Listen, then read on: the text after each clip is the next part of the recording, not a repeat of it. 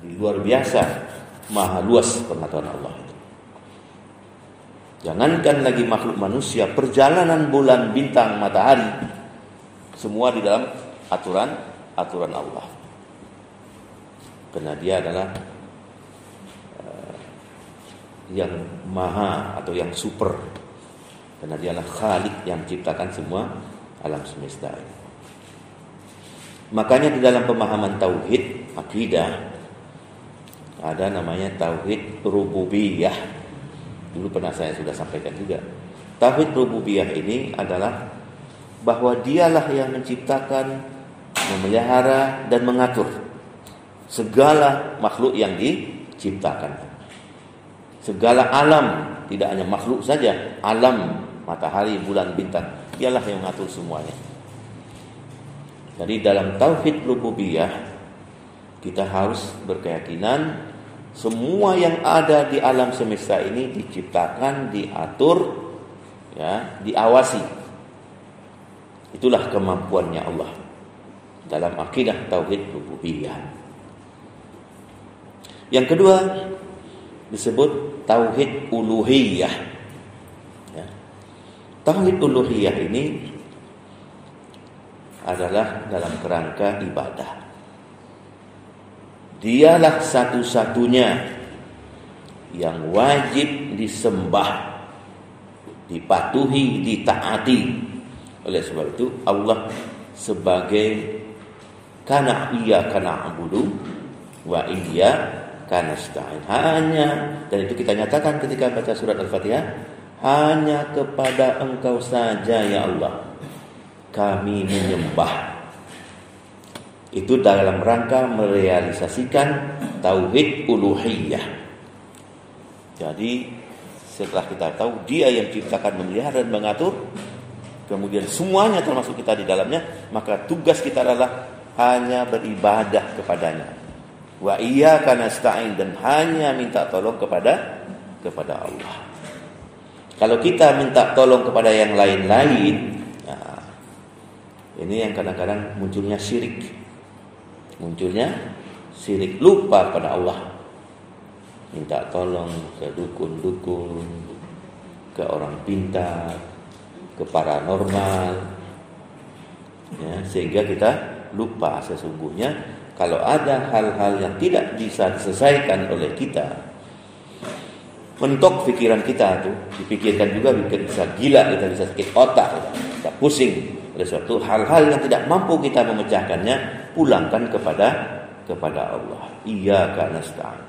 Hanya kepada Engkau saja ya Allah kami minta tolong. Ya Allah, bangunlah di malam hari, bertahajud, kemudian berdoa, ya Allah, beban berat yang aku pikirkan, yang aku hadapi, rasanya tidak mampu aku untuk menyelesaikannya ya Allah. Berikanlah pertolongan, bukakanlah jalan bagiku.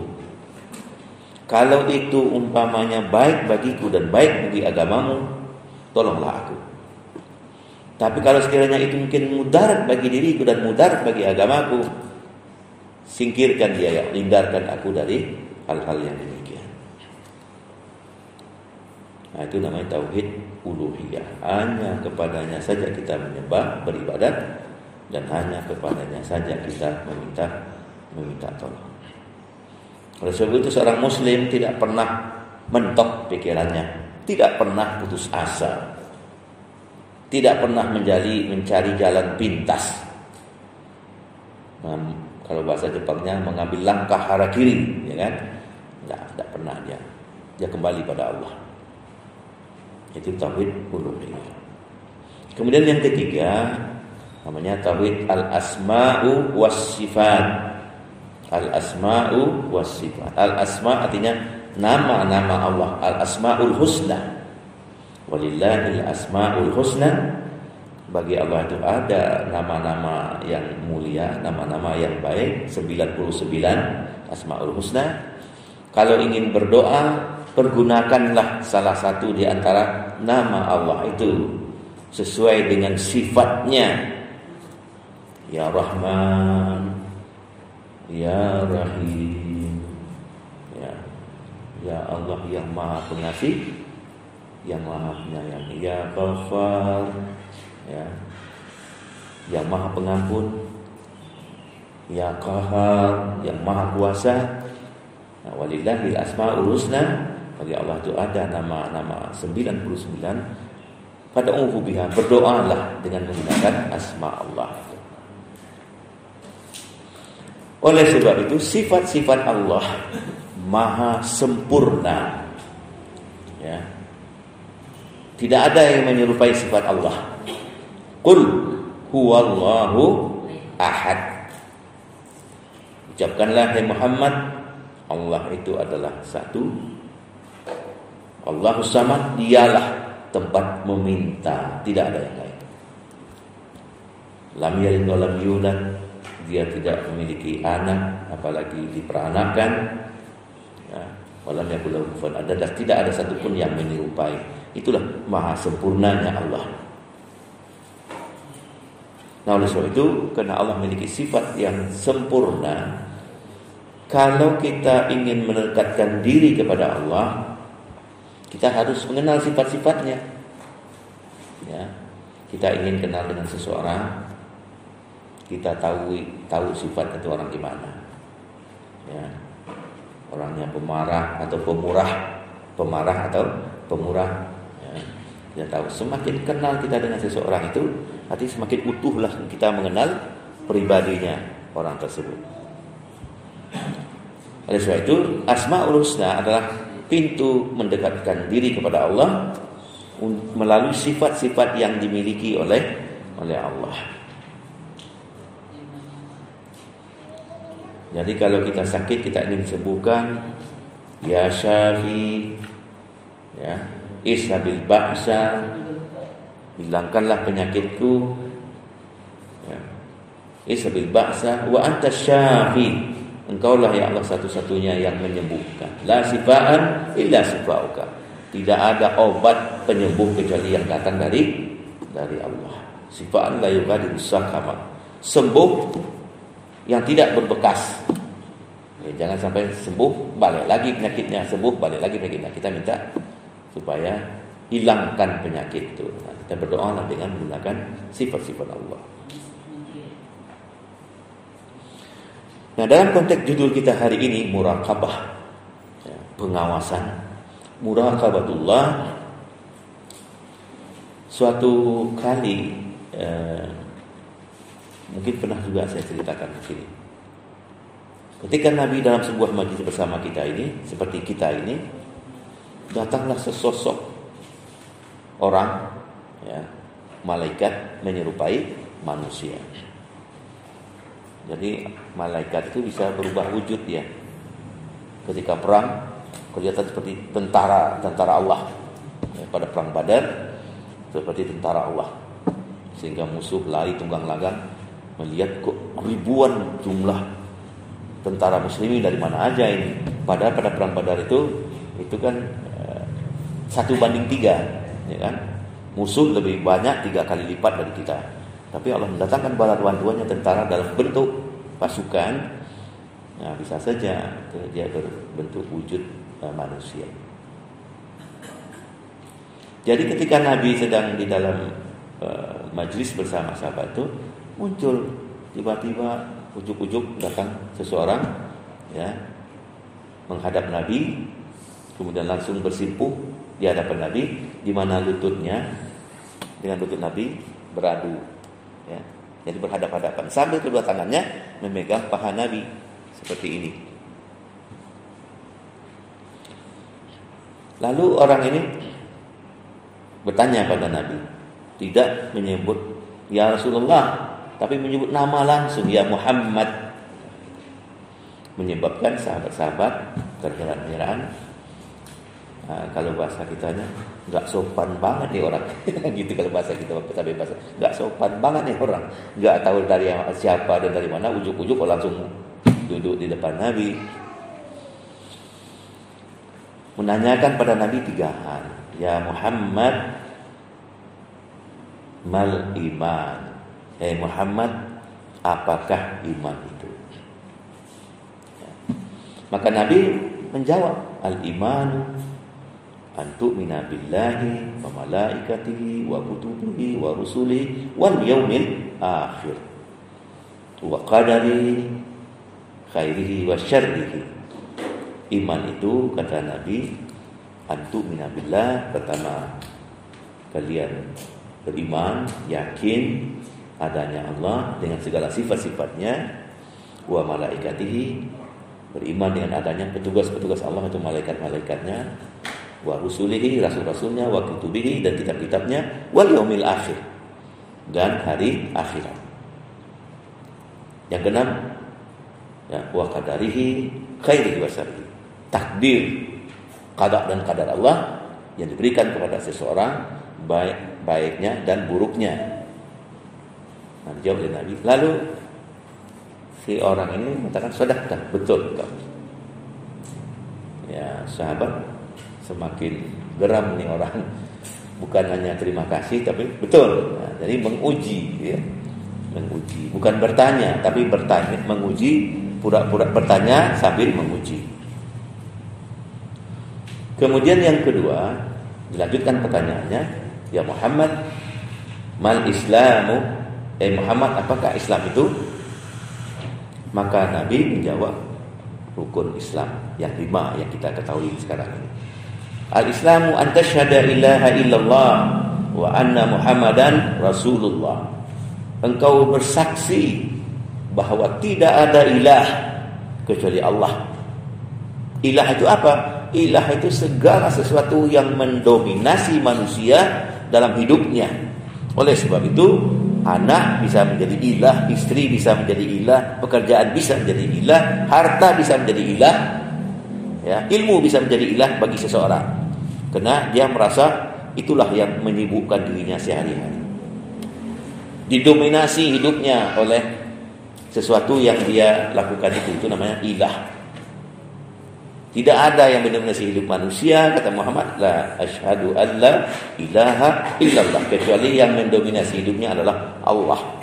Allah dalam sini artinya adalah perintahnya dan larangan. Antasyhadu ilaha illallah wa anna Muhammadar Rasulullah. Kemudian Muhammad adalah utusan Allah. Wa tuqimus shalah, yang kedua, engkau tegakkan salat.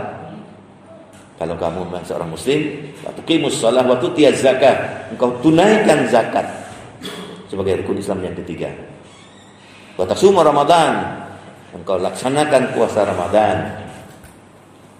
Yang kelima, wa tahujjal baita, engkau berhaji ke Baitullah in istata'ta ilaihi sabila, jika memang kan sudah istita'ah, sudah memiliki kemampuan. Itulah Islam. Lalu dikomentari lagi ada orang ini, sadaqta, betul engkau. Ya. Jadi rukun iman, rukun Islam. Dia lanjutkan lagi pertanyaan yang ketiga. Nah, disinilah letaknya muraqabatullah. Apa yang ketiga? Ya Muhammad, mal ihsan. Muhammad, apakah ihsan itu? Dijawab oleh Nabi, anta'budallah, kamu beribadah kepada Allah seakan-akan kamu berhadapan langsung di depan kamu itu adalah Allah. Jadi takutnya kita, khusyuknya kita menjalankan ibadah seperti sedang berhadapan dengan Allah. Fa illam takun tarahu, kalau kamu tidak bisa meyakinkan kamu bisa berhadapan dengan Allah, inilah muraqabatullah. Apa itu muraqabahnya? Fa innahu yaraka, dia pasti melihat kamu. Boleh jadi kita tidak melihat Allah, tidak bisa merasakan kehadiran Allah, tapi dia yang di atas pasti melihat kamu.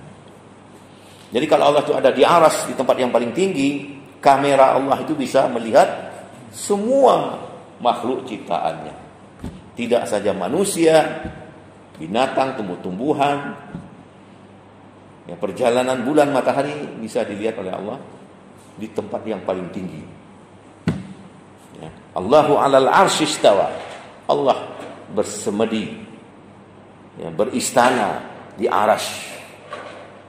Nah, arsy Allah itu dikelilingilah oleh malaikat. Ya, dikelilingi oleh malaikat. Yusabbihu lillahi ma fis samawati wa ma fil ardh. Bertasbihlah makhluk-makhluk yang ada di langit dan ada di bumi. Bertasbih pada Allah, malaikat mengawasi, putar subhanallah, ya, memutar tasbih mengelilingi arsy Allah. Begitu jugalah alam semesta ini, seperti yang pernah saya ceritakan, bulan berputar seperti putaran tawaf dari kiri ke kanan, ya, mengelilingi matahari. Matahari tetap, tapi matahari juga berputar di sumbunya. Kalau dia dekat sumbu, dia berputar di tempatnya. Lalu bulan mengelilingi matahari, bumi mengelilingi matahari. Ya, 12 jam lamanya matahari menyiram bumi, dan bulan di belakangnya tidak terkena cahaya karena dialingi, ya, gitu, oleh bumi. Maka bulan yang ketika berhadapan dengan bumi itu menjadi malam.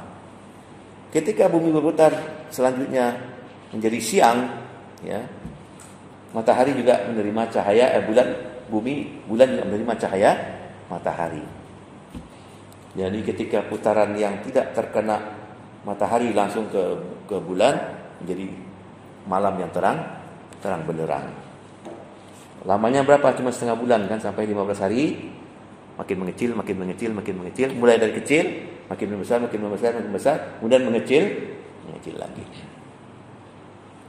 Itu semua berputar dari kiri ke kanan seperti putaran tawaf. Rupanya di dalam tubuh kita ini, ya, ada sel DNA, ya, DNA yang ada dalam tubuh kita ini seperti rantai yang bersambung-sambung. DNA kita itu juga berputar dari kiri ke kanan. Air, ketika ada pusaran air, di mana saja ada putaran air, boleh juga kita praktekkan. Kita lihat ada pusaran air, mungkin kita mengeringkan bak, ya kan? Karena airnya turun ke bawah itu kan berputar, pasti putarannya seperti putaran tawaf. Semua diatur oleh Allah. Tawaf dari kiri ke kanan, berputar dari kiri ke kanan. Itulah maha kuasanya Allah. Orang melihat mungkin itu sudah hukum alam, ya kan? Ya, mungkin kalau kita bicara tentang kembali kepada alam, tidak percaya sama Tuhan, itu kan hukum alam. Tidak mungkin alam bisa bikin hukum bagi dirinya sendiri. Pasti ada yang menciptakan hukum itu bagi alam semesta ini. Siapa yang menciptakan? Itulah dia, Allah. Dalam tauhid rububiyah, yang menciptakan, memelihara dan mengatur. Dalam tauhid uluhiyah, itulah sebabnya kita harus beribadah hanya kepadanya. Dalam tauhid asma wa sifat, kita harus tahu begitulah sifatnya Allah. Ya, di samping dia Maha Pengasih, Maha Penyayang, Maha Pengampun, tetapi juga azabnya sangat pedih. Ya. Oleh sebab itu, kita diberi Allah kabar gembira, tapi juga diberi oleh Allah kabar bertakut. Diberi oleh Allah harapan, kalau kamu begini, kamu nanti bisa masuk surga. Kamu akan terbebas dari azab. Kamu akan lancar nanti dalam timbangan siratal mustaqim. Tapi kalau kamu begini, tidak menjalankan perintah Allah, kamu nanti akan begini, kamu akan masuk neraka. Kamu tidak akan lancar ketika meniti siratal mustaqim. Jadi sebetulnya sudah diberikan Allah punish and reward. Dalam ilmu manajemen, ya kan? Kalau kamu begini berprestasi, kamu dikasih reward. Tadi kamu nanti curang, khianat, bikin gaduh, ya, kamu akan dikasih punish. Punishnya bertingkat-tingkat sesuai dengan berat ringannya kesalahan seseorang. Oleh sebab itu ada orang ketika meniti siratal mustaqim baru melangkah sudah jatuh. Ya, baru melangkah sudah jatuh. Itu orang dosa yang paling berat. Dia akan masuk neraka yang paling dalam. Jadi neraka itu rupanya landai begini juga. Ya. Jadi kita nanti dari sini, itu langkah langsung yang paling dalam. Tapi kalau sudah melangkah sini, hampir sampai, ada juga orang yang hampir sampai di finish, di situ dia jatuh. Hampir final, jatuh dia. Walaupun jatuh tidak ke neraka yang paling dalam, paling rendah. Tapi dalam ayat dikatakan seringan-ringan azab neraka seperti seseorang yang menginjak bara api di kakinya, menggelegak benaknya ketika menginjak bara api itu yang seringan-ringannya. Bayangkan otak kita cair ketika menginjak bara itu yang seringan-ringan. Nah, oleh sebab itu kita kan berharap sebagaimana bunyi ayat wasiqal ladzina taqau ilal jannati zumara. Allah menjanjikan kepada orang-orang yang bertakwa masuk ke dalam surga bergelombang-gelombang. Gelombang pertama inilah yang tidak pakai transit, langsung masuk surga. Itu gelombang pertama, tidak pakai transit. Ya. Gelombang kedua transit tapi sebentar. Gelombang terakhir transitnya lama. Gitu. Transitnya lama. Semua orang beriman Muslim pasti masuk surga. Cuman ada yang pakai transit, ada yang langsung. Kita kalau bisa jangan pakai transit lah. Langsung masuk ke dalam surga. Begitu meniti siratal mustaqim, ditimbang amalnya, ternyata memang kebaikannya, pahalanya sangat besar. Dosanya hampir tidak ada. Set, langsung masuk surga.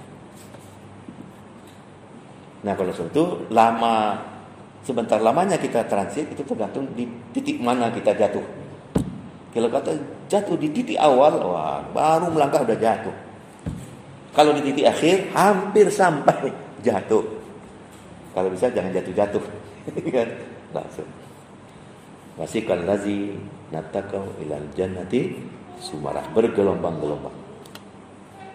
Sebaliknya orang-orang yang masuk neraka juga bergelombang. Ya. Wasiqal ladzina kafaru ila jahannam. Kalau yang muslim ilal jannah, kalau yang kafir ila jahannam. Zumara, bergelombang juga. Mungkin ada juga orang kafir digolongkan kafir lah, ya bisa saja dia mukmin tapi digolongkan kafir karena banyak tindakannya syirik kepada Allah, mempersekutukan Allah, masuk ke dalam neraka. Nah, disinilah letaknya di mana penguasaan Allah. Jadi ketika malaikat Jibril bertanya kepada Rasulullah, ya Rasulullah, mal ihsan? Apakah ihsan itu ya Rasulullah? Engkau sembah, beribadahlah kepada Allah. Tidak ibadah dalam bentuk ibadah ritual saja, tapi termasuk ibadah muamalah. Ya. Kalau ibadah ritual, ya kan sudah tentukan rukun syaratnya, waktunya, ibadah mahdhah ya. Tapi kalau ibadah sosial, Rasulullah mengatakan tabassumuka ala akhika, engkau tersenyum lepas. Ya. Assalamualaikum, waalaikumsalam. Gimana kabar? Alhamdulillah. Tersenyum itu menjadi sedekah. Senyum yang ikhlas, senyum yang lepas, ya kan? Keluar dari hatinya, itu sudah menjadi seperti bersedekah. Banyak amal-amal soleh, menolong tetangga, menolong saudara, berbuat baik pada ibu, pada bapak, pada orang lain, berinfak, berwakaf, berwasiat. Semua amal soleh. Banyak sekali yang bisa menolong kita. Nah, mudah-mudahan kita termasuk orang yang masuk surganya langsung, tidak pakai transit. Kalau dalam bulan Ramadan, saya sering juga menyampaikan pengajian itu dalam bulan Ramadan itu tentang puasa. Ya. Jadi kata Rasulullah, isnani yasfa'ani yaumal qiyamah. Ada dua hal yang bisa memberikan syafaat kepada kita pada hari kiamat. Pada saat kita ditimbang pahala dan dosanya, ada dua hal amalan yang bisa memberikan pertolongan atau syafaat kepada kita. Isnani yasfa'ani yaumal qiyamah. Dua hal bisa memberikan syafaat pada kita hari kiamat. Yang pertama adalah puasa. Puasa bisa memberikan syafaat pada kita. Yang kedua adalah membaca Al-Quran. Membaca Al-Quran. Oleh sebab itu jangan sampai kita tidak pernah membaca Al-Quran. Jangan sampai lewat dari 2 hari tidak pernah membaca Al-Quran. Hari ketiga masuklah setan ke dalam rumah kita. Kalau kita membaca Al-Quran tiap malam, tiap hari, setidak-tidaknya jangan sampai lewat 2 hari sekali, sudah baca Al-Quran, insya Allah makhluk-makhluk jahat ya tidak berani bersemayam di rumah kita. Bacaan Al-Quran itu akan membuat dia kabur, lari, kepanasan. Itu salah satu mukjizat Al-Quran. Makhluk-makhluk jahat itu panas terbakar dia kalau kita membaca Al-Quran. Nah, kata Rasulullah, yang pertama yang menolong kalian nanti ketika ditimbang pahala dan dosa, nyaris dari timbangan itu kayaknya kita masuk neraka. Tiba-tiba datanglah amal ibadah kita yang bacaan Al-Quran dan puasa yang kita laksanakan, tidak saja puasa wajib, termasuk di dalamnya puasa sunat ya. Di samping untuk kesehatan juga puasa sunat itu ya. Datang dia, ya Allah, ini orang ketika hidup dunia, orang ini rajin puasa, banyak membaca Al-Quran. Dua amalan ini meminta kepada Allah pertolongan. Ya Allah, berikanlah kepada orang ini, berikanlah syafaat Engkau terhadap apa yang dia lakukan, membaca Al-Quran dan puasa, berikanlah pertolongan. Maka Allah ringankan beban kita. Yang nyaris masuk neraka tidak jadi masuk neraka. Di samping yang lain, kata Rasulullah, iza mata ibnu Adam inqata amalu, kalau anak Adam sudah meninggal, putuslah semua amalannya kecuali 3 hal. Ilmu yang bermanfaat, anak yang saleh yang senantiasa mendoakan kedua orang tuanya, ya, yad'u lahu. Nah, oleh sebab itu mempersiapkan anak yang saleh yang mau mendoakan orang tuanya paling tidak setiap sesudah salat. Rabbil birli wali walidayya warhamhuma kama rabbayani shaghira. Yang ketiga, ketika membangun masjid atau sekolah, kita berwakaf, berinfak.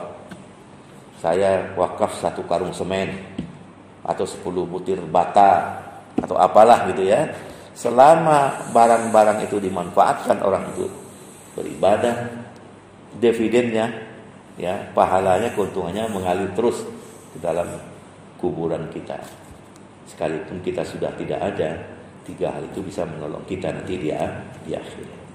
Bahkan di alam kubur, masih dikubur kita sudah datang pertolongan dari amal ibadah kita. Nah, ketika kalimat al-ihsan ini itu dibagi-bagi lagi, itu ihsan. Ada ihsan kepada Allah, ada ihsan kepada para nabi dan rasul, ada ihsan kepada kitab Allah. Bagaimana kita memperlakukan kitab suci ini dalam hidup kita ya.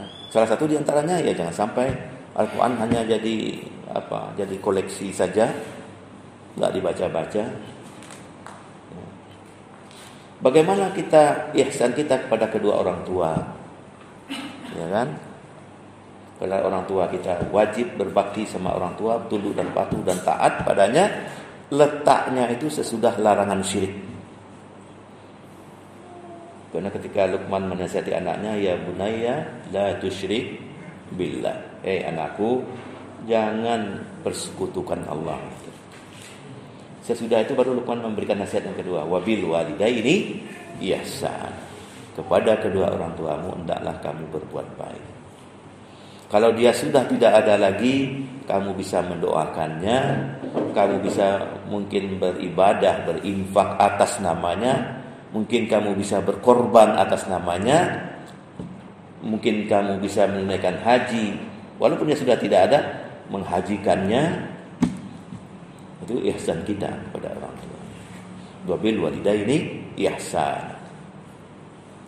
Nah, kemudian baru berikutnya wabisil qurba, kepada karib kerabat terdekat tempat tinggal, terdekat dari segi nasab keturunan, ya kan? Nah, tetangga-tetangga, hendaknya kebaikanlah dari orang yang ada di kita, orang yang ada di sekitar kita. Keluarga-keluarga kita yang ada silsilah nasab keturunan, walaupun dia di kampung jauh di sana, tapi tetap kita perhatikan. Kalau kita memberi, sebelum memberi yang jauh, berilah yang dekat dulu. Kalau kita berzakat, sebelum menzakat pada yang jauh, zakatilah yang dekat-dekat dulu. Mungkin ada adik saya, keponakan saya, adik ibu saya, ya kan? Atau adik bapak saya yang susah. Kasihlah dia dulu sebelum memberi yang jauh. Wa bizil qurba, wa bizil janabi, kemudian baru tetangga jauh. Baru anak yatim, wal yatama wal masakin. Anak-anak yatim dan fakir miskin. Itulah anjuran di dalam Islam. Nah, kita masuk pada bab yang kelima ini, masalah muraqabah. Seorang hamba berkewajiban untuk menjadi pemimpin, setidak-tidaknya pemimpin dirinya. Sadar kalau dia senantiasa berada di bawah pengawasan Allah. Tahta muraqabatillah, di bawah pengawasan Allah. Sehingga sikap kalau orang Jawa bilangnya eling gitu ya. Sikap eling, ingat itu menjadi self control. Itu yang mengontrol dirinya. Bahwa dia mengetahui sebagai hamba Allah apa yang dibisikkan oleh hatinya, sehingga seakan-akan dia melihat Tuhannya.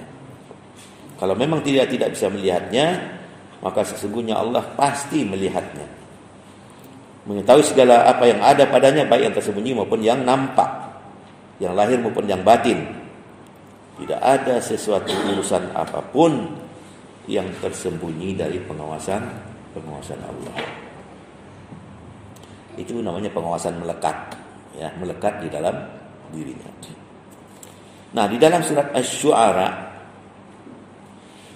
ayat 218-219, allazi yaraka, dialah yang melihatmu, hina taqumu, ketika kamu sedang berdiri untuk menegakkan salat atau sedang menjalankan ibadah salat, dan dia juga Allah mengetahui gerak-gerik hatimu. Apakah itu orang sedang sholat, ya, dia berdiri, tapi apakah hatinya hadir ketika sedang berdiri itu, atau hatinya sedang melayang kemana-mana? Boleh saja badannya berdiri, tapi hatinya entah kemana. Hati pun, perubahan hati kita pun diketahui oleh Allah. Wa taqallubaka, perubahan gerak-gerik badanmu, Anda diketahui oleh Allah. Di antara orang-orang yang sedang sujud, Allah mengetahui itu orang sedang sujud, tapi betulkah hatinya hadir dalam ibadah? Oleh sebab itu kehadiran hati dalam ibadah itu penting. Itu tandanya bahwa kita secara roh dan jasad sama-sama sedang tunduk dan patuh kepada Allah. Jangan jasadnya saja, rohnya entah kemana. Ya. Allah berfirman kepada nabinya, dan sekaligus juga yang diperintahkan oleh Allah kepada nabinya itu berlaku umum bagi semua umatnya. Allah mengetahui ketika beliau hendak mengerjakan salat, dan gerak-gerik beliau baik ketika ruku maupun ketika sujud itu diketahui oleh Allah. Diperkuat dengan ayat surat Al-Hadid ayat 4, wa huwa, dan dianya Allah bersama kalian dimanapun kalian berada. Ya, Allah bersama kita. Waktu sendiri, waktu sunyi, waktu sepi, waktu ramai, di tengah keramaian, dimanapun kita berada, kita di bawah penguasaan Allah. Tidak ada ruang dan waktu yang kita bisa menyadari, lihat kiri kanan gak ada orang, wah aman nih, kan gitu. Lihat kiri kanan tidak ada orang, aman ini. Tidak ada ceritanya aman. Di bulan Ramadan, ya, di tengah terik panas bulan Ramadan, si ibu di rumah sendirian, si ayah bekerja, ya, di kantor, di toko. Saya kalau kultum pas bulan Ramadan itu di Tanah Abang, di masjid, ya, saya katakan jam 11 itu bapak-bapaknya sudah minta izin sama pegawainya, kamu di toko ya, aku mau salat dulu. Kita waktu kan masjidnya di atas, ya. Apakah betul dia pergi salat jam 11 itu, atau dia pergi menyelinap dulu kan cari makan, Nah, gitu. Itu tidak bisa terhindar. Ibu di rumah jam 11 rasanya lapar nih, ya kan? Sisa sahur masih ada kayaknya, gitu ya. Nggak ada orang ini, ya boleh seseorang bisa berpikir nggak ada orang ini, itu berarti dia lupa pada Allah. Pada saat dia merasa nggak ada orang ini, kan gitu, itu dia lupa pada Allah. Jadi dalam ayat dikatakan wala takunu kallazina nasu anfusahum, jangan sampailah kalian jadi orang yang lupa pada dirinya, fa ansahum, ya. Nasullah, lupa kepada Allah, sehingga orang yang lupa kepada Allah ini menjadi orang yang lupa diri. Biasanya yang lupa sama Allah lah jadi orang yang lupa diri, tidak terkontrol kalau dia lupa pada Allah. Tapi kalau dia ingat, aku bilang boleh saja bolos, boleh saja bersembunyi, boleh saja bohong, tapi fa'ain Allah, tapi Allah bagaimana? Ini yang dialami oleh Umar bin Khattab, ya, di masanya ketika beliau menjadi khalifah. Beliau melakukan turun ke bawah ke masyarakat dengan sejumlah sahabat, kemudian menemukan seorang penggembala kambing. Yang cerita ini sering kita dengar dalam riwayat hadis. Lalu meminta kepada si penggembala ini, bisa enggak engkau jual satu ekor di antara kambing peliharaanmu itu? Kami dalam keadaan kekurangan pangan, kami bayar, bukan minta, beli. Tapi si gembala ini dengan jujur mengatakan, ini bukan milik saya, ini milik majikan saya di balik bukit sana. Jadi kata Umar, ya udah, dari ribuan ternak itu hilang satu pun tidak akan ketahuan.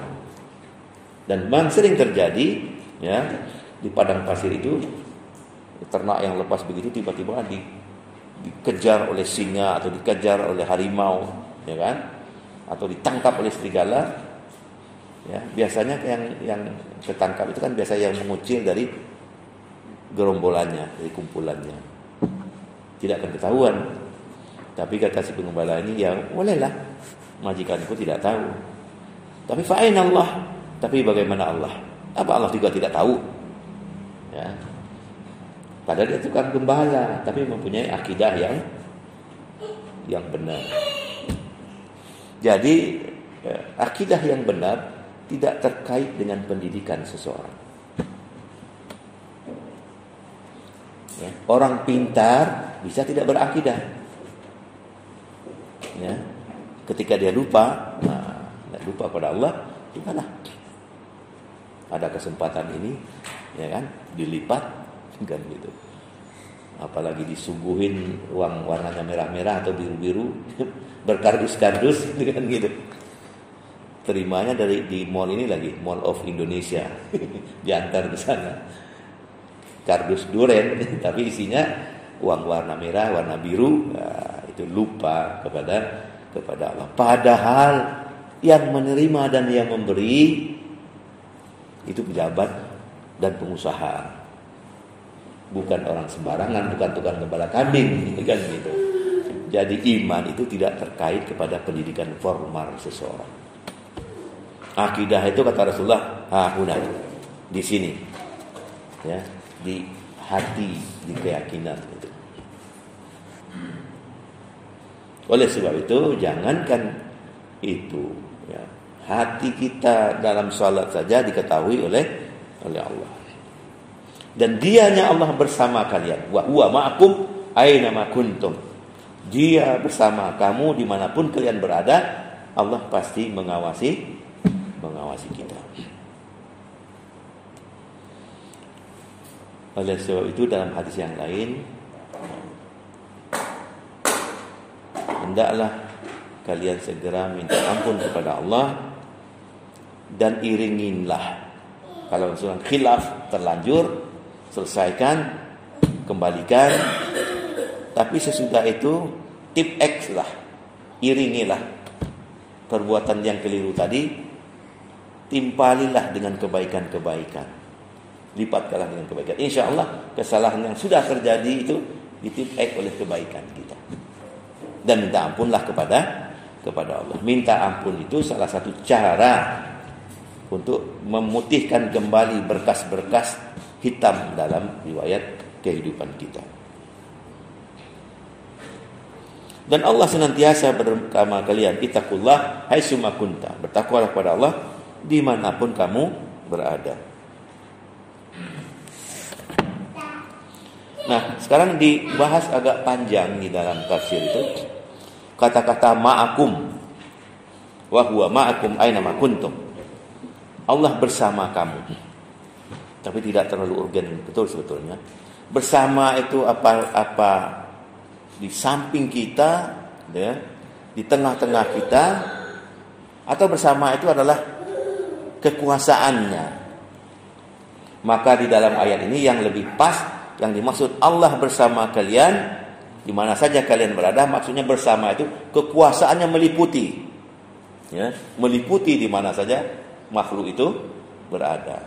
Tidak berarti bersama-sama ada berdampingan dengan kita, tapi kekuasaan itu meliputi semua, diawasi oleh Allah.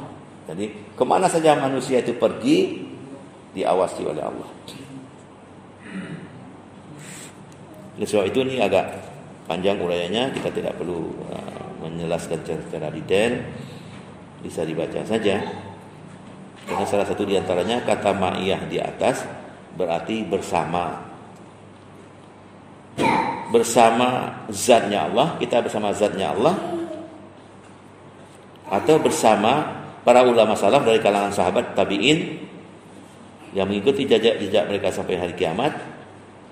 Itu tidak dikategorikan sebagai takwil, tafsir dalam susunan bahasa Arab, ya, apalagi Al-Quran, sebab kata ma'a bersama itu tidak menuntut salah satu harus bergabung bersama-sama. Jadi yang bersama kita ada di tengah-tengah kita itu disebut dengan bersama. Padahal yang bersama ini adalah maksudnya adalah ilmu dan kekuasaan Allah.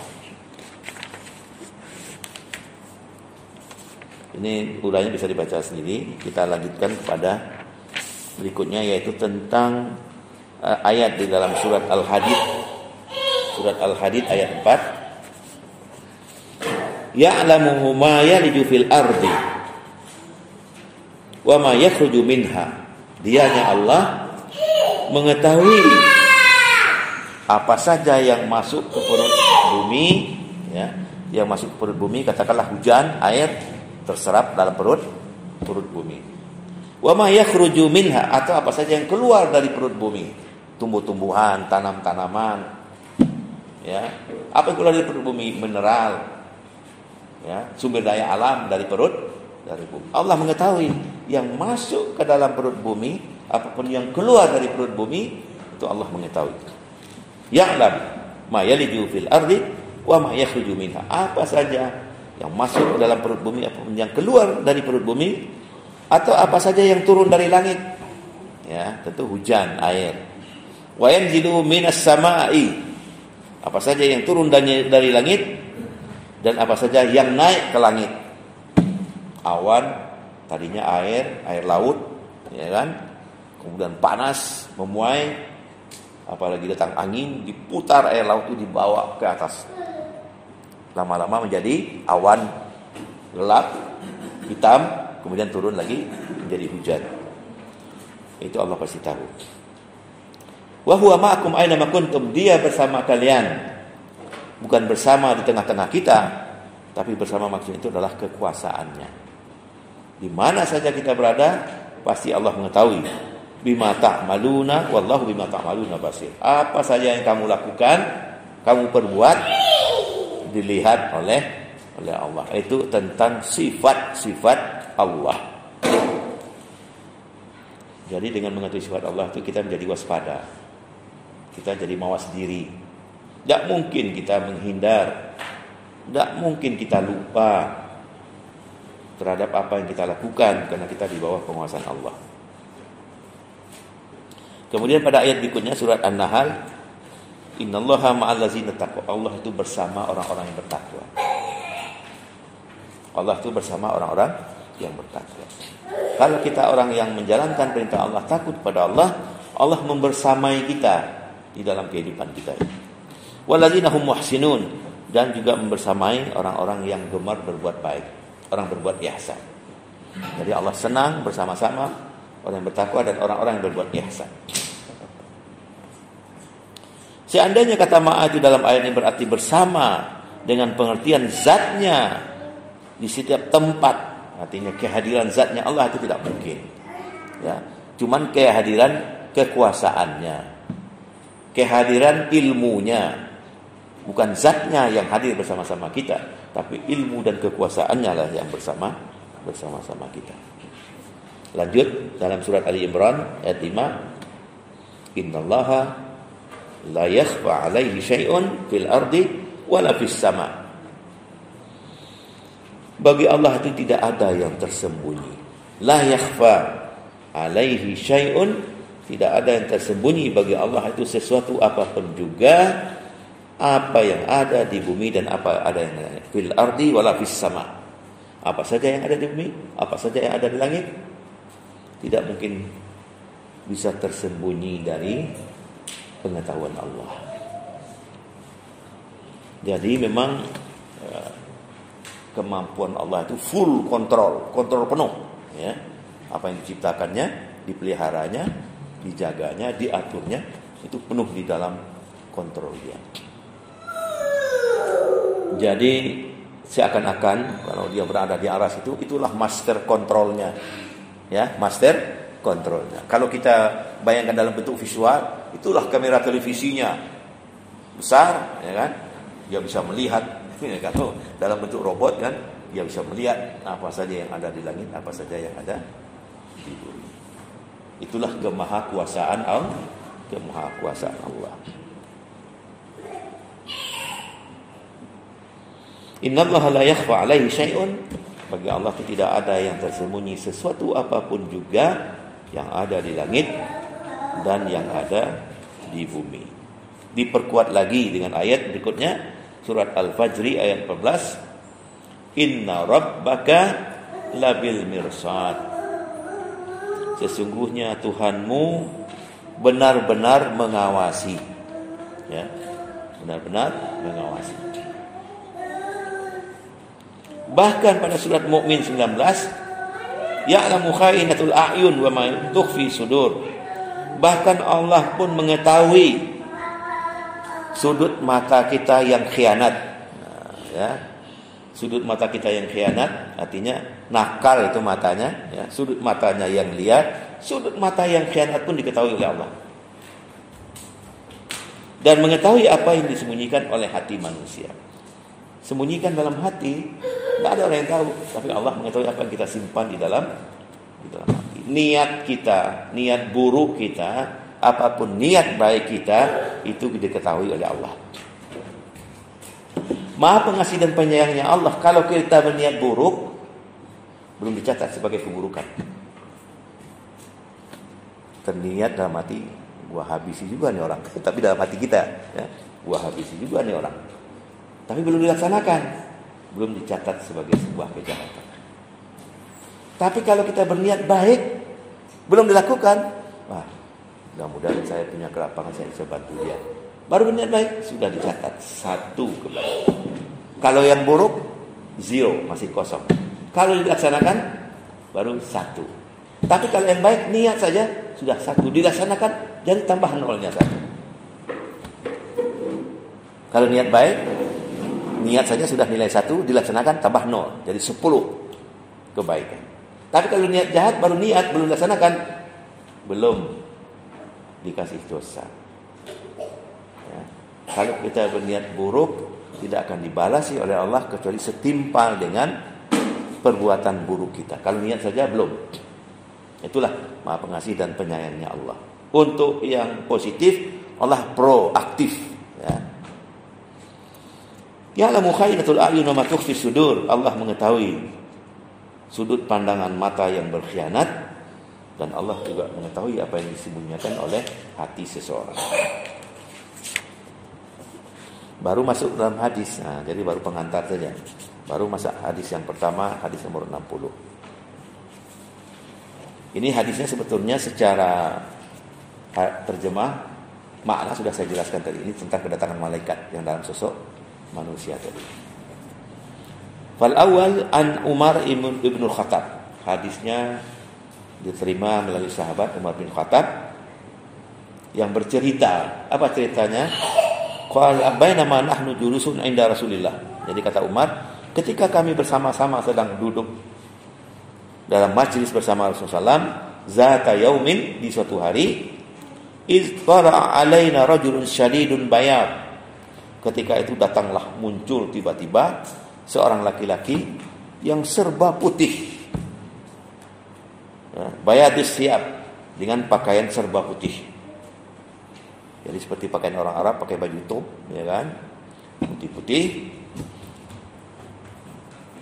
Syadidus sawadi sya'al, tapi pakaiannya putih, tapi rambutnya hitam. Jadi kontras betul antara pakaiannya dan rambutnya. La yura alaihi asar safar. Dari sosoknya tidak kelihatan kalau dia itu dari sebuah perjalanan yang jauh. Wala ya'rifuhu minna ahadun, tapi satu pun di antara kami tidak kenal dengan orang tersebut. Hatta jasa ila Nabi, sampai seseorang tersebut duduk di hadapan Nabi. Fa asnada rukbatayhi, dia tumpukanlah dua lututnya bertumpu dengan lutut Rasulullah SAW. Ila rukbatayhi, sampai kepada lutut Rasulullah SAW. Wa wada'a kaffaihi, kemudian kedua tangannya diletakkanlah di atas paha Rasulullah SAW. Wa qala, kemudian orang itu berkata, ya Muhammad, Muhammad. Tidak ya Rasulullah, ya. Padahal sahabat kan menghormati Nabi, dia hanya sebut nama langsung. Akhbirni anil Islam, informasikanlah kepada saya Muhammad tentang Islam. Maka dijawab oleh Rasul, al-Islamu an tashhada ilaha illallah.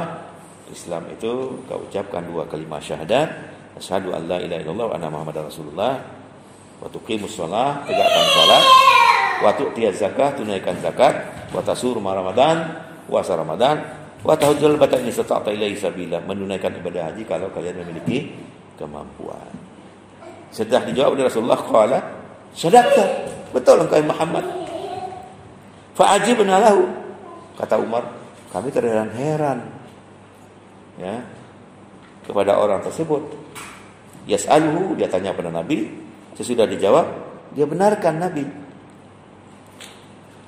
Jadi bukan dia tidak tahu, tapi dia tahu, itu dia benarkan Nabi. Qala fa akhbirni 'anil iman. Kemudian lanjut pertanyaan kedua, Muhammad, ceritakanlah kepada kami tentang iman. Dijawab oleh Nabi, al-iman an tu'mina billahi wa malaikatihi wa kutubihi wa rusulihi wal yaumil akhir. Ya. Tu'minu bil qadar khairihi wa syarrihi. Iman, engkau percaya kepada Allah, pada malaikat, pada kitab, pada rasul, pada hari yang akhir, dan juga percaya kepada takdir buruk dan baiknya datang dari Allah. Dia jawab lagi, sadaqta, betul. Ya. Kemudian pertanyaan yang ketiga, yang tadi saya sudah ceritakan kontennya, fa akhbirni 'anil ihsan, ya Muhammad, ceritakanlah pada kami tentang ihsan. Nah, ini kaitannya dengan muraqabah tadi kan. Ihsan itu adalah engkau beribadah kepada Allah seakan-akan engkau melihat Allah itu di depan kalian.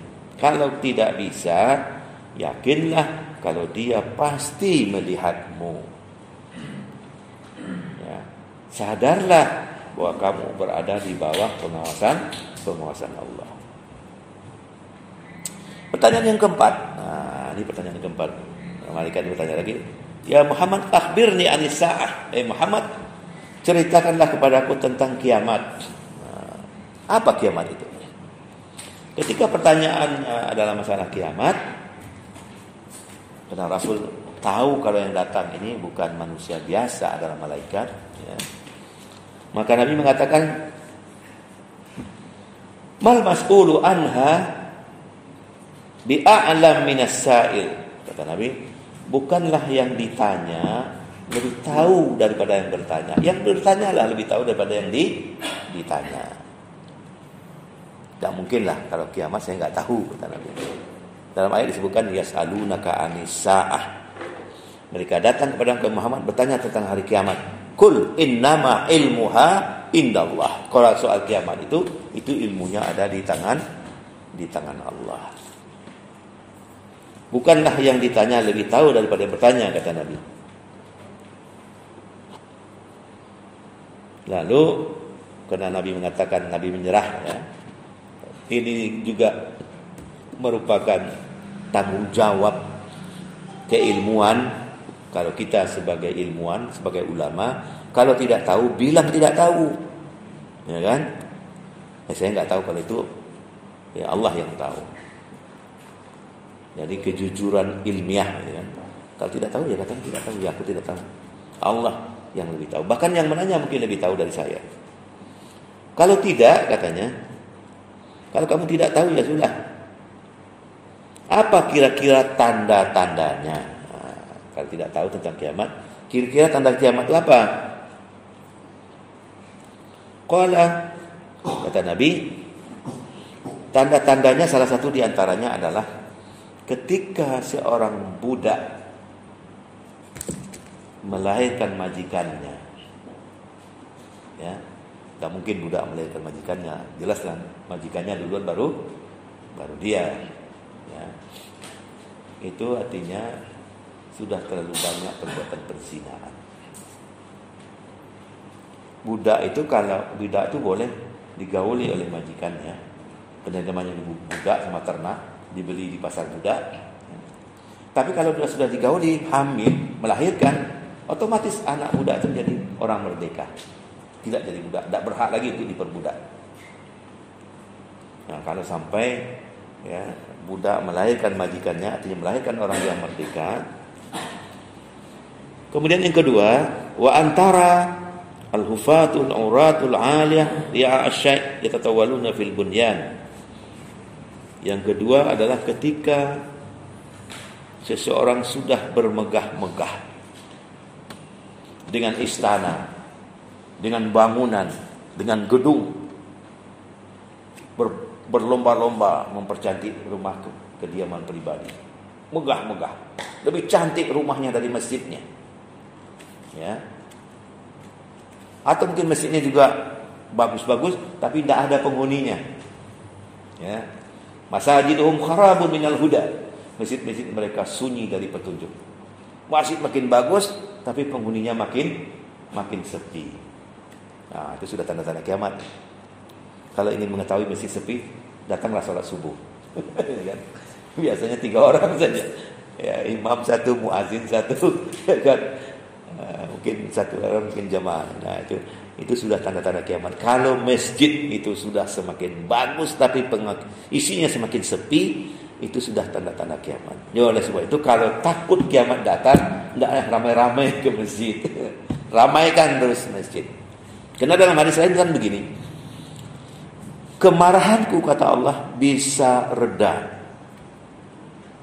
ketika aku lihat masjid-masjid mereka masih ramai. Masih banyak orang yang membaca Al-Quran di dalam masjid itu. Masih banyak orang yang belajar taklim di masjid itu. Nah, oleh sebab itu, supaya terhindar dari kiamat lebih cepat, masjid diramaikan, ya, banyak baca Quran, hidup taklim di masjid-masjid tersebut. Jadi tanda-tanda kiamat itu bisa saja kita yang menciptakan sendiri, karena kelalaian kita, ya kan? Rumah mereka mewah-mewah, tapi masjid mereka sepi. Itu tanda-tandanya, kata Nabi. Dan itu dijawab oleh Nabi kepada malaikat Jibril yang bertanya tadi. Ya tatawaluna fil bunyan, rumah mereka semakin megah, semakin panjang. Sumantaraka falabistu maliyan sumakala. Sesudah itu baru orang ini pergi, malaikat ini pergi. Kemudian barulah Nabi menoleh kepada sahabat-sahabatnya. Antara lain Umar lah yang dikatakan oleh Rasulullah, ya Umar, hei Umar, atadri manisa, tahukah engkau tadi siapa yang bertanya? Ya Umar enggak tahu siapa, ya kan? Qultu Allah wa rasuluhu a'lam. Jadi aku katakan kepada Umar, hanya Allah dan Rasulnya yang tahu siapa tadi itu orang. Lalu Nabi mengatakan, fa innahu Jibril atakum yu'allimukum amra dinikum. Tadi yang datang itu adalah Jibril, mengajarkan kepada kamu tentang agamamu sendiri, mengajarkan kepada kita tentang agama kita sendiri. Jadi gurunya Rasulullah SAW itu adalah Jibril. Tapi Jibril kan membawa pesan dari Allah. Itulah kasusnya. Nah, tadi tentang apa judulnya? Tentang muraqabatullah, tentang pengawasan Allah.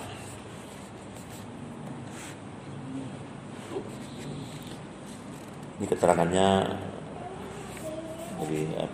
lebih detail, bisa dibaca.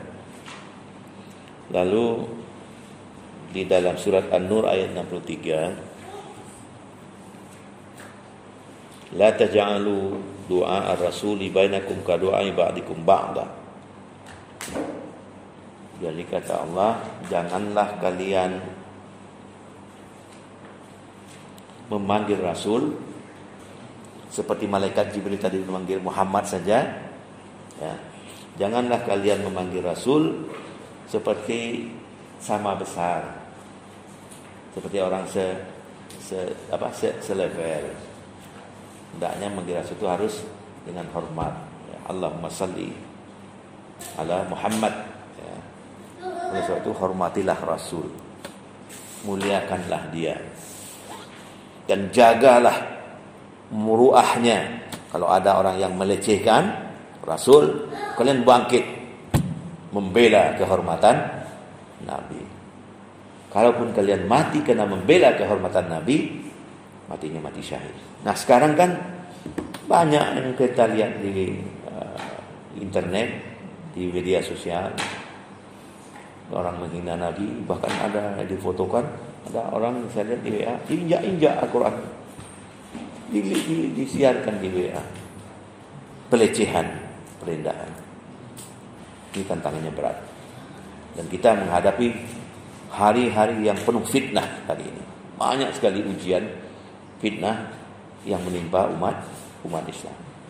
Nah, ini yang kita hadapi, dan kita berada di era itu sekarang. Sebab kata Nabi, bayna yadi sa'ah, menjelang datangnya hari kiamat, fitanan kakita'il lail ful. Banyak sekali fitnah-fitnah yang menimpa umat. Kakita'il lail, seperti potongan-potongan penggalan-penggalan malam yang gelap.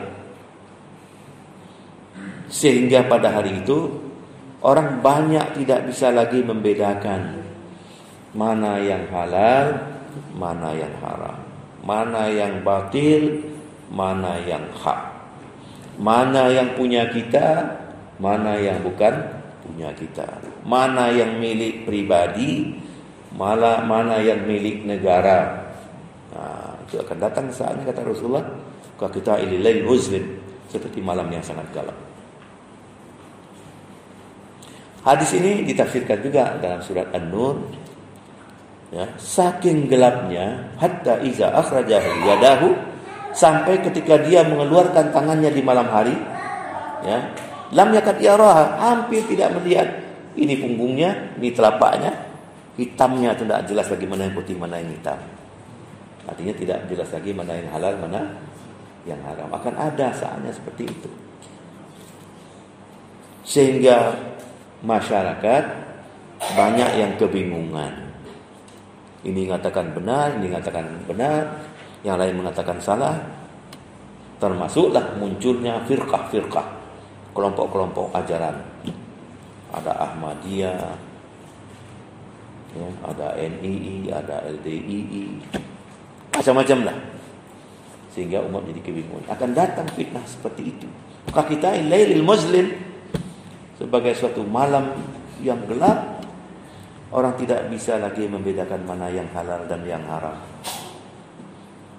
Apalagi sampai kepada idiom hari gini, pilih-pilih yang halal, yang haram aja tidak kebagian.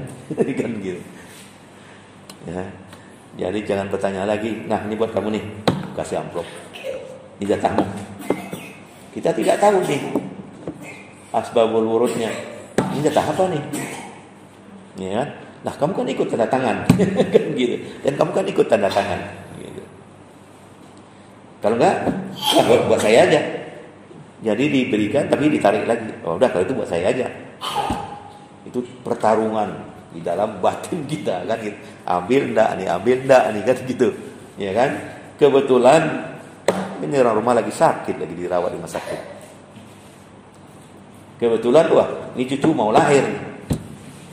Ya. Bapaknya enggak punya duit. Kan gitu. Kebetulan rumah lagi renovasi. Nah, itulah pikirnya. Hari gini milih-milih yang halal, yang haram saja tidak kebagian. Itulah masa sulit fitnah yang menimpa umat kita di akhir zaman, kata Nabi. Sudah datang kasus seperti itu? Barangkali saja sudah. Bukan sudah lagi, sudah ada situasi seperti itu. Selanjutnya ditambah oleh Nabi. Ciri-ciri orangnya adalah asbaha mu'minan wa amsa kafiran. Pagi dia masih mukmin, sore bisa berubah jadi kafir. Walaupun kafir tidak keluar dari agama Islam, tapi kafir dengan pertanyaan kufur, engkar. Atau wa yumsi kafiran wa yusbihu mu'minan, wa yusbihu mu'minan wa yumsi kafiran. Pagi dia masih mukmin, sore bisa berubah. Nanti saatnya nanti orang gampang berubah. Ya, gampang berubah. Ketika sudah datang segepok gitu ya, di kotak Indomie warnanya merah-merah biru-biru, berubah. Enggak berubah. Inilah godaan dunia. Gitu. Dan boleh jadi besok pagi dia masih mukmin, sorenya sudah kafir. Sorenya mukmin, paginya kafir, bisa bolak-balik. Lalu ujung ayat hadis itu, yabi'u dinahu bi'aradin minad dunya qalil. Mereka menjual agamanya, menjual akidahnya, menjual keyakinannya hanya dengan sedikit keuntungan dunia. Apa keuntungan dunia? Harta, tahta, wanita, Toyota, kan gitu. Tiba-tiba Fortuner diantar ke rumah, kan gitu. Ya, ada seorang hakim konstitusi didatangi oleh cukong memberikan mobil. Pak, Bapak mau apa Pak? Maksudmu? Pak, yang lain sudah. Kan gitu. Tinggal Bapak, kan gitu. Yang lain sudah, tinggal Bapak. Pak, kamu bawa lagi. Gitu kan. Yang cukongnya tidak kehilangan akal. Kebetulan si bapak hakim Mahkamah Konstitusi ini punya anak bujang, ya, yang membutuhkan kendaraan. Datanglah dia kepada anak si hakim konstitusi ini, diberilah Fortuner. Si anak kan tidak berpikir panjang. Fortuner kan pakai saja. Pulang bapaknya dilihat, ini mobil siapa? Ada orang Pak tadi. Katanya buat bapak. Ya suruh pakai, saya pakai, kembalikan gitu. Nah itu kalau dia berprinsip kembalikan, kurang aja tuh orang tadi sudah datang ke kantor atau sudah ketemu di satu tempat. Nah kalau dia konsisten, tidak mau dia. Ya bi'u dinahu bi'aradin minad dunya. Dia transaksikan agamanya, keyakinannya hanya dengan keuntungan dunia. Tapi seberapa besar orang yang masih seperti itu hari ini? Ya. Apalagi dengan idiom tadi, cari-cari yang halal, yang haram saja tidak kebagian, kan gitu.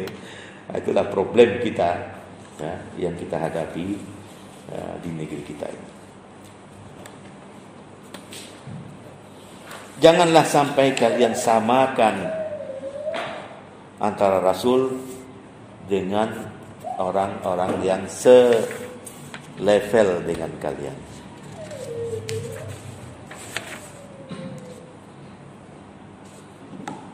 Ya, mungkin masih sampai jam 3 nanti kita misalnya. Berikutnya hadis yang kedua dalam bab ini dari Abi Zar Jundub ibni Junadah. wa Abi Abdurrahman Muaz bin Jabal. Jadi itu sahabat Nabi bernama Muaz bin Jabal. Dari Abi Zar bin Junadah bin Abi Abdullah Muaz bin Jabal. Jadi dari anaknya Muaz. Ani Rasulullah SAW. Kemudian baru Muaz mengatakan dari Rasulullah SAW, ittaqillah, bertakwalah kalian kepada Allah, haitsuma kunta, dimanapun. Jadi takwa itu tidak memilih-milih tempat, tidak memilih waktu. Takutlah kepada Allah dimanapun kalian berada.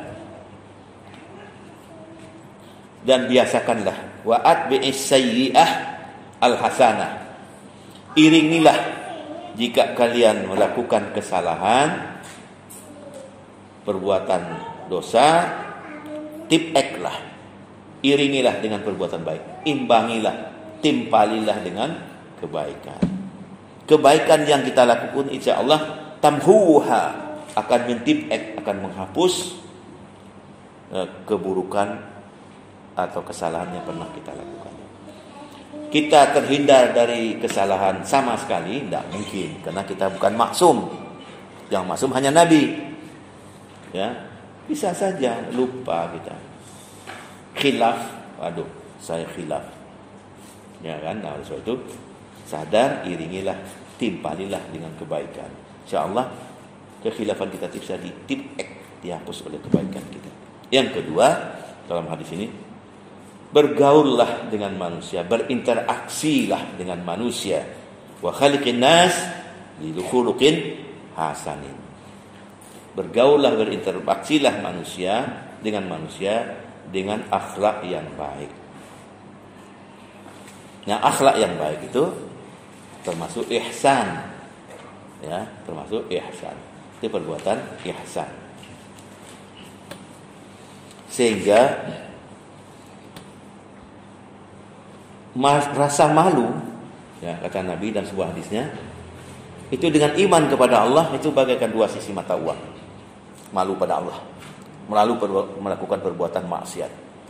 Kalau kita masih memiliki rasa malu, ya, apalagi sadar kalau Allah memurakabahi kita, mengawasi kita, ya, itu dengan iman itu bagaikan dua sisi mata uang. Kalau rasa malu itu ada, itu iman kita meningkat. Al-haya'u wal imanu qurana'u. Iza rafa'a ahaduhuma rafa'al akhar. Rasa malu pada Allah, mungkin termasuk juga malu pada manusia, itu bagaikan dua sisi mata uang. Apabila salah satu dari dua sisi ini terangkatlah imannya. Kalau rasa malunya tinggi, imannya juga tinggi. Kalau rasa malunya anjlok, imannya juga ikut turun. Jadi dia menjadi indikator, ya, baiknya iman seseorang selama dia masih memiliki rasa malu. Nah, dalam hadis yang lain Nabi mengatakan kepada sahabat-sahabatnya, istahyu minallahi haqqal haya. Milikilah olehmu, kata Rasulullah kepada sahabatnya, rasa malu yang benar pada Allah. Nahnu lanastahi, kami memiliki rasa malu ya Rasulullah. Kaifa nasahi minallah, tapi bagaimana rasa malu pada Allah? Ya. Nah, Nabi mengatakan, pertama, man hafizar ra'sa wa mawa'a, pelihara ini anggota tubuh bagian kepala ini. Pelihara mata, pelihara mulut, pelihara telinga, pelihara pikiran. Wal batna wa mahawa, kemudian yang di tengah-tengah, perut, butun. Wa mahawa, apa keinginan perut ini harus dikontrol. Jangan los saja. Apa saja masuk ke perut, semen masuk, beton masuk, kan gitu. Yang ketiga kata Rasulullah, apa yang di bawah perut harus dipelihara. Kepala dengan segala organ yang ada di bagian kepala, perut dengan segala keinginannya, dan di bawah perut dengan segala keinginannya. Kalau bisa menjaga itu, kata Rasulullah, faqad istahya minallahi haqqal haya. Pasti kalian bisa memiliki rasa malu kepada Allah.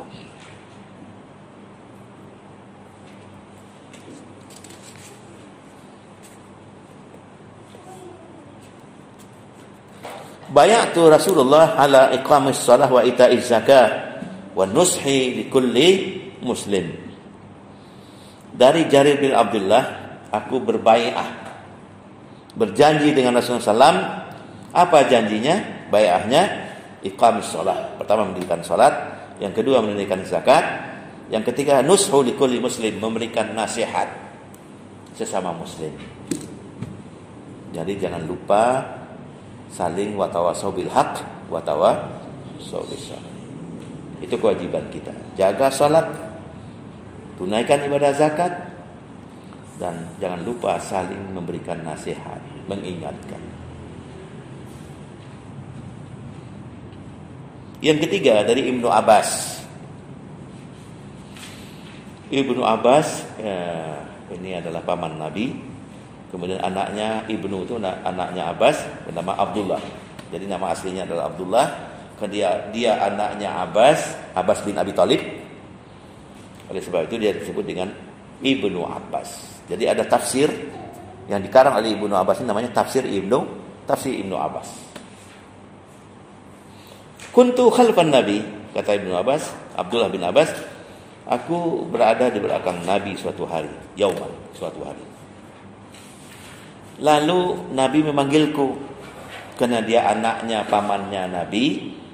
Anak paman kan berarti adik gitu ya. Adik. Sehingga Nabi memanggilkan Abdullah bin Abbas ini, ya gulam. Nah, gulam itu biasanya panggilan untuk anak kecil. Ya gulam ta'al. Anak kecil, sini. Gitu. Ya gulam ta'al, inni u'allimuka kalimatin. Aku ingin mengajarkan engkau beberapa kalimat saja, kata Nabi kepada Abdullah bin Abbas. Apa yang diajarkan? Yang pertama, ihfazillah yahfazka. Peliharalah Allah. Pelihara Allah itu artinya peliharalah aturan-aturan Allah. Pasti engkau dipelihara oleh Allah. Lindungilah aturan-aturan Allah, pasti kamu dilindungi oleh Allah. Ihfazillah yahfazka. Peliharalah Allah, peliharalah aturan-aturan Allah, pasti Allah akan memeliharamu. Karena aturan Allah itu sendiri adalah memelihara kita. Apa buktinya aturan Allah memelihara kita? Allah katakan, jangan minum minuman keras, mabuk, nanti bisa otakmu rusak. Hindari yang merusak otak, yang memabukkan, yang segala macam bisa merusak otak. Yang kedua, jangan berzina, supaya keturunan kamu terhindar dari anak zina. Jangan mencuri, perlindungan terhadap harta benda. Jangan membunuh, perlindungan terhadap nyawa seseorang. Barang siapa yang membunuh, menghilangkan nyawa seseorang secara sengaja, seolah-olah dia menghabiskan banyak nyawa, padahal satu yang dibunuh. Jangan mencuri, jangan berzina, jangan minuman keras, jangan membunuh, jangan merusak diri, ya. Nah, itu termasuk maqasidus syariah, intisari daripada turunnya ajaran Islam, memelihara mabadi'ul khamsah, memelihara 5 dasar-dasar pondasi agama.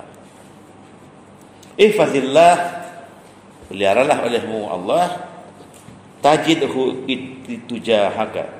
Kalau kamu pelihara aturan-aturan Allah, maka akan jelas arah hidup yang ingin kamu jalani. Jadi harus begini, kalau dijaga aturan Allah, pasti lurus jalan hidup kita. Fa iza sa'alta, kalau kamu ingin meminta, kata Nabi kepada Ibnu Abbas, mintalah kepada Allah. Iza sa'alta fas'alillah, kalau meminta, mintalah kepada Allah. Jangan meminta ke kuburan, jangan minta ke makam apa gitu ya. Mintalah kepada Allah. Ya, jangan minta ke kuburan.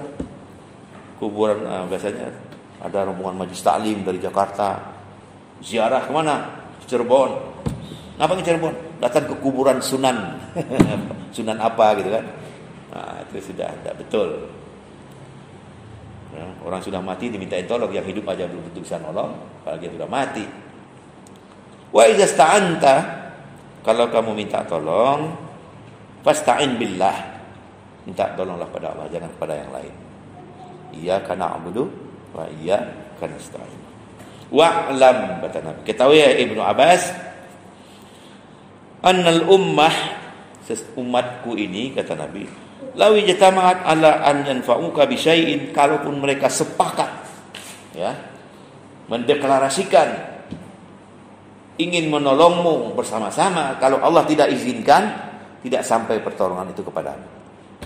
Sebaliknya, jika umat ini semua berhimpun untuk menghancurkanmu, merusak dirimu, merusak bisnismu, merusak rumah tanggamu, kalau bukan diizinkan oleh Allah, demi Allah tidak akan pernah mampu merusak rumah tangga seseorang. Oleh sebab itu, kalau Allah mengizinkan, walaupun nanti menjadi hukuman bagi yang merusak, ya kan? Maka kalau Allah mengizinkan, berarti ada juga kelemahan kita, sehingga niat jahat orang bisa sampai. Itu berarti benteng kita kurang kuat, benteng kita rapuh. Tapi kalau kita sering sholat malam, ya,